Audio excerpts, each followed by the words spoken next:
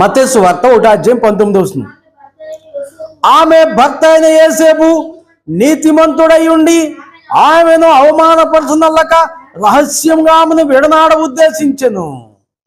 ఆ సంగతులను గూర్చి ఆలోచించుకొనిచుండగా ఇదిగో చూసావా, ఇందాక మంచం మీద ధ్యానించుకోవడం అంటే ఇదే. అర్థమైందా? మంచం మీద యేసేపు ఏం చేస్తున్నాడంట? మంచం మీద నీతిమంతుడైనటువంటి యేసేపు ఏం చేస్తున్నాడు? మంచం మీద అతడు ఈ సంగతులను గూర్చి ఆలోచించుకొనిచుండగా ప్రభు దూత స్వప్నమందు అతనికి ప్రత్యక్షమై, దావీదు కుమారుడు అని యేసేపు, నీ భార్య అయిన మరియను చేర్చుకున్నటకు భయపడకము, ఆమె గర్భము ధరించినది, పరిశుద్ధాత్మ వల్ల కలిగినది, ఆమె యొక్క కుమారుని కన్ను తన ప్రజలను వారి పాపం నుండి ఆయనే రక్షించిన కనుక ఆయనకు యేసు అను పేరు పెట్టుదును. యేసయ్య ప్రవచనము ఇక్కడ నెరవేరుతుంది.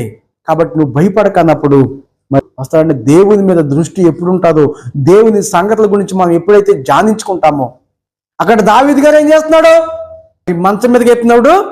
దేవుని వాక్యాలు ధ్యానిస్తుంటే క్రొవ్వు మెదడు దొరికినట్లు ఆయనకి దొరుకుతుందంట దేవుని యొక్క జ్ఞానం. ఇక్కడ యేసేపు కూడా పండుకుని ఎక్కడ ఆలోచిస్తున్నాడు? పడుకునేటప్పుడు దేవుని మాటలు జ్ఞాపకం చేసుకోవాలి.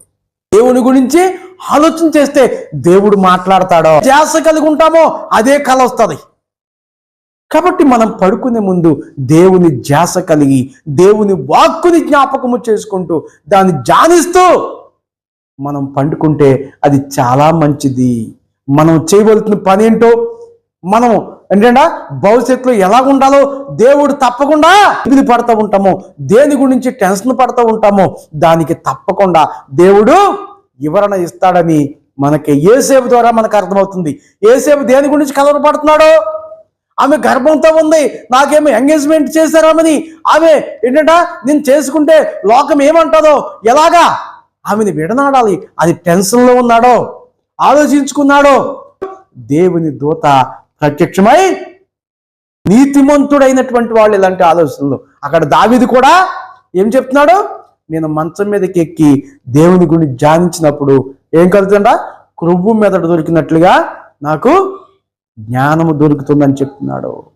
మనము కూడా మనకి మన పరీక్షలో కానీ లేకుంటే మన బ్రతుకులో కానీ మన సేవలో కానీ మనము టెన్షన్లో ఉన్నప్పుడు ప్రభువు గురించి మనం ఆలోచిస్తూ ఆ వాక్కుని గురించి మనం ధ్యానిస్తూ పడుకున్నప్పుడు మన మార్గాన్ని ఆయన బయలుపరుస్తాడు.